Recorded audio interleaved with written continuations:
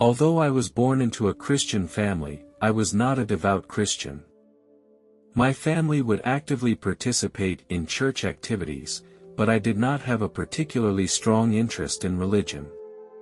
My family and I went to church a few times when I was very young, and it was not an exciting or interesting experience for me. Like many other kids, I found church to be a relatively boring place. When I was about 5 years old, my mother and I went to an event held at church. I sat in the pews and I quickly began to feel bored and impatient. Much of what the pastor was saying was beyond my comprehension. Time seemed to become very torturous. After a while, I became more and more impatient. My legs kept wobbling and my fingers kept fiddling with the decorations on the church pews. I began to cough loudly in an attempt to get some attention, but no one cared. I became more and more impatient. I began to whine, thinking that this place was really boring. My yelling attracted my mother's attention. Her eyes were full of warning and displeasure as she whispered to me to stop disturbing people. She struggled to keep her composure, trying to calm me down. I disturbed the people around me. They cast reproachful glances and I could feel their displeasure. But at that time, I didn't care about their feelings, I just felt that I was being treated unfairly. The experience made me feel very embarrassed. As a result, I did not go to church very often, about no more than 10 times. I gradually questioned my religious beliefs and thought about the nature of religion and the meaning in it. I preferred to form my own ideas about faith through my own experiences rather than being influenced by my family. Although I am not a devout Christian, I respect my family's choice of faith. When I was 19 years old, I had just graduated from high school. One day at noon, my grandmother and I were the only ones home. After lunch, I felt tired and told my grandmother I wanted to rest for a while. Within 10 minutes after I lay down, I fell into a deep sleep. Suddenly, everything became dark. I felt as if I was in a void, there was no sound or touch around me, only endless darkness. The darkness didn't last long. Suddenly, I saw a bright light appear, a light so bright that it illuminated almost the entire space. This bright light was very special, it wasn't just physical light, it emanated some sort of divine power. It made me feel peaceful and joyful. In that moment, I felt very awake and my consciousness sharpened. Those around me told me that I was just having a dream and that in sleep there is supposed to be darkness. However, I can assure you that the feeling was completely different from an ordinary dream. At that time, I realized that this was a special experience, completely different from the real world. My soul left my body. I can't say it left completely, half of my soul was outside and the other half was still connected to my body. Surrounded by many other souls. It was as if we were traveling in a queue to an unknown place, each soul moving towards the same destination. We were surrounded by many angels as escorts on this journey. They sang beautiful songs as they went along, which made the whole journey more solemn and wonderful. Their songs seemed to be a guide that made me move forward with more determination. The light radiated a feeling of warmth. I could sense a force calling me from afar, a call that filled me with anticipation and yearning. After stepping out of the tunnel, a majestic building appeared before me. The other souls passed through a gate and entered that building. The moment they passed through the gate, I saw that they were all dressed in white robes. I realized that once I passed through that gate, I would be saying goodbye to my former life. I didn't immediately follow them through that door because I was curious about this place. I noticed that flowers of various colors bloomed everywhere in the place, and a faint white light shimmered around the petals. I felt a strong sense of love in this environment. As if I had returned to a warm home. This love filled the entire space. The sky was a blue color I had never seen before, and it radiated a feeling of purity. As I was admiring the scenery, a man suddenly appeared in front of me. I gazed at him in confusion, and then I realized that, by God, this was my grandfather. He passed away 12 years ago, and the fact that he appeared in front of me at this moment filled me with shock. I also saw my uncle in the crowd, and other relatives were there. They welcomed me with open arms. In this marvelous place, time became unimportant. It was as if our meeting had transcended time. They expressed a keen interest in my growth and changes. We felt a renewed sense of presence and care for one another.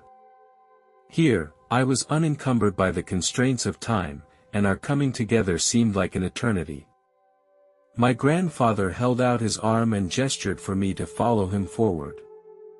We came to a place filled with light. Sunlight poured into every corner, pervading the area with warmth and compassion. I noticed a group of people around us, standing silently as if waiting for us to arrive. Their eyes were filled with love and care, as if they knew everything about me. In their midst, I felt a communication that went beyond words. I saw a tall, kindly man that I thought would be God. He smiled, and his gaze held endless wisdom and compassion. His presence made me feel awe and peace.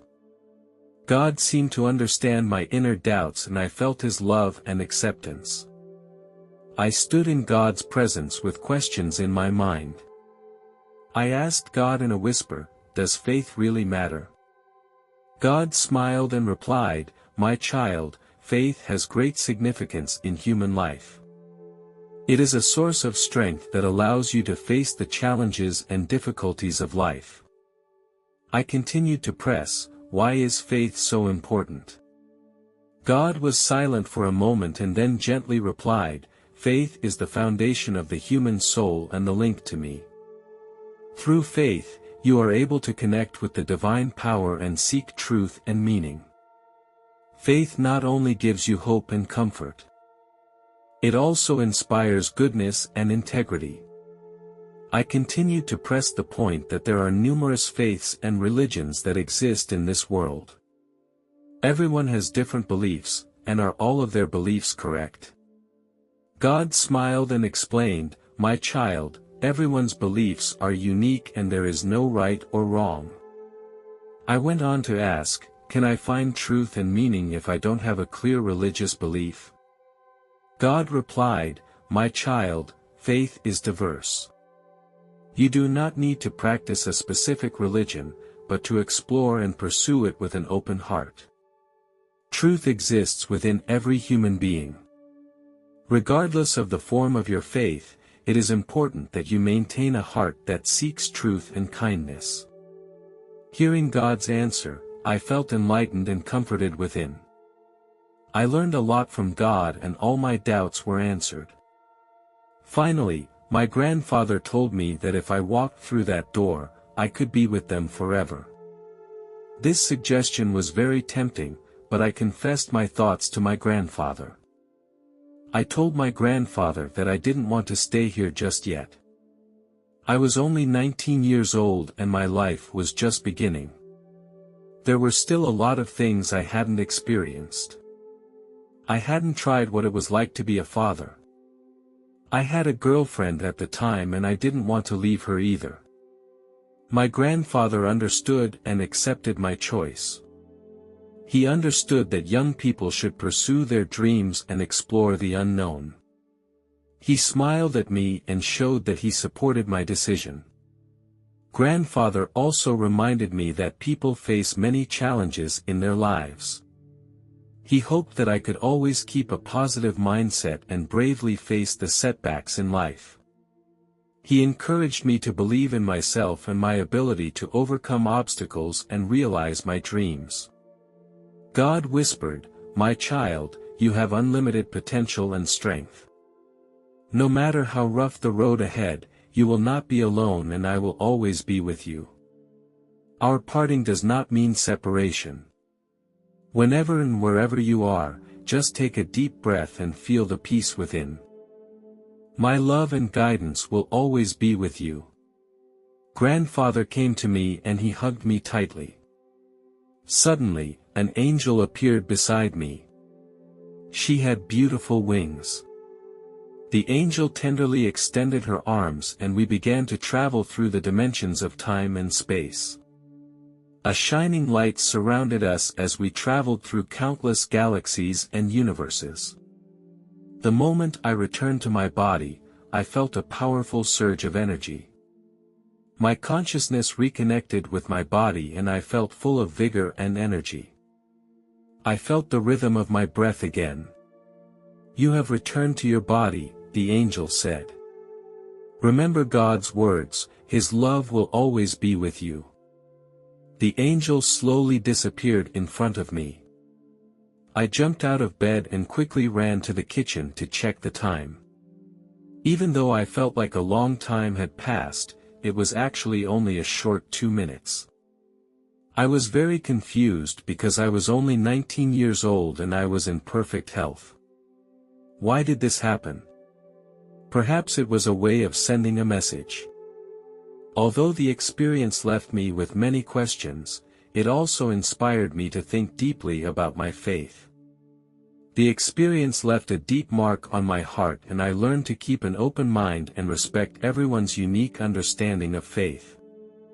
I began to share my experiences with others and listen to their insights, drawing wisdom and inspiration from them.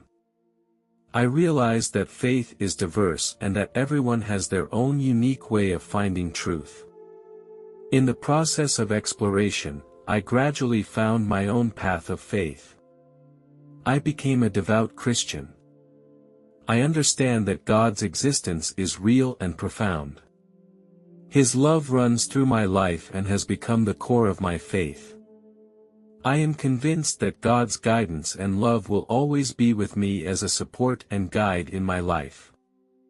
As a devout Christian, I would like to pass on my faith to my children. I will also respect their choices and ability to think independently. I want them to be free to explore their faith and find their own truth and meaning.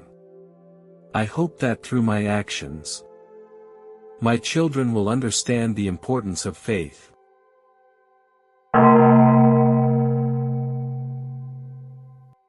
The story takes place in 2004. 2 months prior to this, I had been experiencing frequent chest tightness. I was worried and confided in my ex-husband about the situation, hoping that he would be concerned. However, he was not willing to listen to my nagging and did not seem to care at all about my problem. I felt very helpless, but I did not stop seeking help. Every day, I kept praying to God for relief and comfort. I poured out my pain and confusion to God, placing my hope and trust. One day, my ex-husband and I had a heated argument. He had been ranting loudly at me. I watched his mouth open and close, but I couldn't hear what he was saying. It was as if I had gone into another dimension. In that moment, I felt very desperate and alone. In this desperate situation, I began to pray, God, please take me. I don't want to go on living anymore. This was my true feeling at that time. I felt that life had lost its meaning, and I felt that I could no longer endure such pain and suffering. I was lying on the couch and felt my heart beating irregularly. With each heartbeat, I felt short of breath. This situation made me very uncomfortable and I told my ex-husband about my distress, hoping that he could give me some help and support. However, his answer disappointed me. I have to admit that in my normal life, I am a more serious person and sensitive to things. This may have led me to show more overreaction when facing difficulties. Suddenly, my soul passed through my head like a bullet.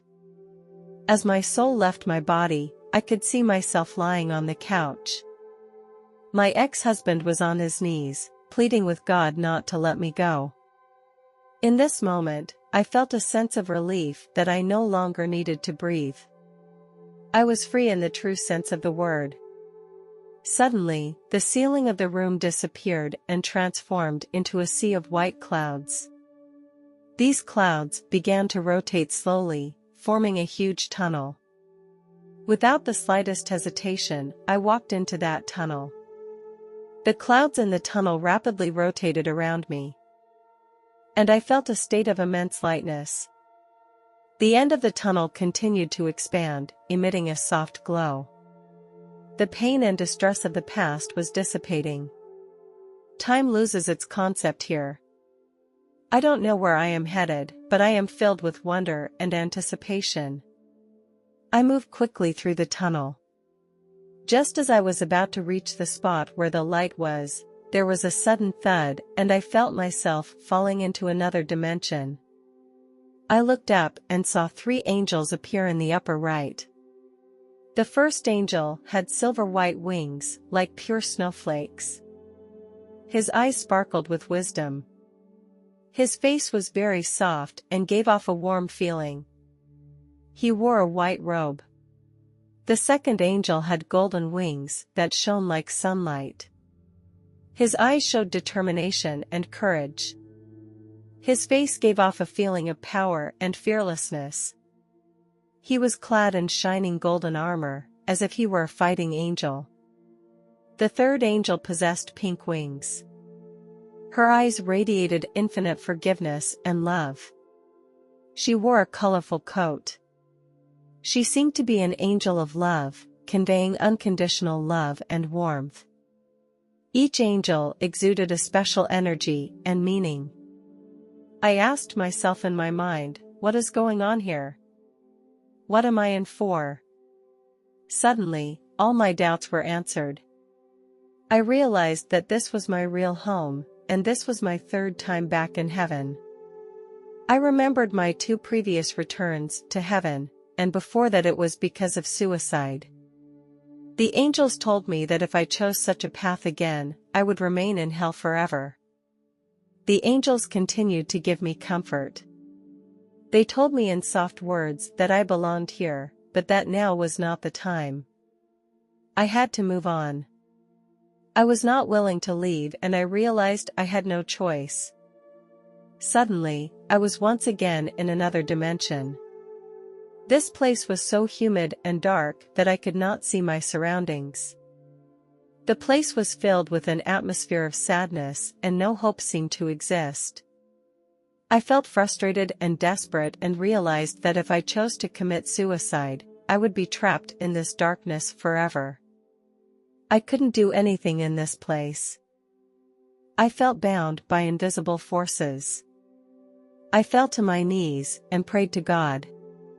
I bowed my head and said, God, please let me leave this place. I wanted to be relieved and get out of this desperate and dark situation. I hoped that God would hear my call and give me guidance and salvation. However, the voice of my prayers seemed to be swallowed up and went unanswered. The surroundings became more and more terrifying, and darkness enveloped everything. Terrifying shadows roamed around. The scenery around me became distorted, as if I had entered a twisted nightmare. I tried to find a ray of hope, only to find myself plunged deeper into the darkness. Suddenly, a warm energy appeared around my body. A person appeared in front of me. I was still on my knees, so I could only see a pair of feet. There were obvious scars on the feet. I didn't dare to raise my head and look directly at this person. At this time, he stretched out a hand and I slowly raised my head. Just as I expected, he was Jesus. His gaze revealed wisdom and endless compassion. His skin radiated a dazzling light. His hair and beard looked very soft, as if they were woven from pure light. Through his gaze, I felt completely accepted. Jesus wore a long white robe, and he also had visible scars on his hands. In Jesus' presence, I felt an inner peace. He gently lifted me up and led me out of that dark and desperate place. I was once again back in the arms of heaven. I had never seen such a magnificent sight. I looked up into the sky as a flock of white doves flew over my head. The air here was fresh and pure, and the flowers gave off an enchanting fragrance. Everything is full of beauty and blessings. Suddenly, I felt myself losing control. I started to back up and then return to my body. Once again, I felt the bondage of my physical body and the pull of gravity. Soon, my soul began to detach from my body again. This happened 3 times, and each time I traveled through the tunnel and into another realm. When I returned to my body for the last time, I saw a bright blue sky. The clouds in the sky were soft and fluffy, like cotton candy. It was at this time that I heard my ex-husband's voice, and I was back in my body. "I have called the emergency services," he said anxiously. I replied, "No need, I feel fine. Can you get me a glass of water? I am very thirsty." That afternoon, I went to a church closest to my home. As I entered the church, I shed tears. I told the other church members what I had been through. The church members gathered. I described my experience of traveling through the tunnel and my encounter with Jesus. I shared the confusion and despair in my soul and the feeling of finding relief and peace in heaven. They embraced me, conveying love and care. This warm atmosphere comforted me. After a few hours, I left the church and returned home with inner peace and gratitude. I had prayed for Jesus to let me stay in heaven. I understood that this request was impossible to fulfill. I understood that I had to return to the real world. This experience made me realize that I have a responsibility to continue living in this world. I understood the preciousness of life and my responsibility to my loved ones. Even though Jesus did not ask me to stay, I thank him for the precious opportunity. I understand that I have to cherish life and continue to search for my own meaning and purpose. This experience made me believe in God's will even more. I accepted the fate of returning to the real world, and that I still have important tasks in this world. This experience has made me realize that every day is a miracle and every moment is worth cherishing. I hope to live a meaningful life with gratitude.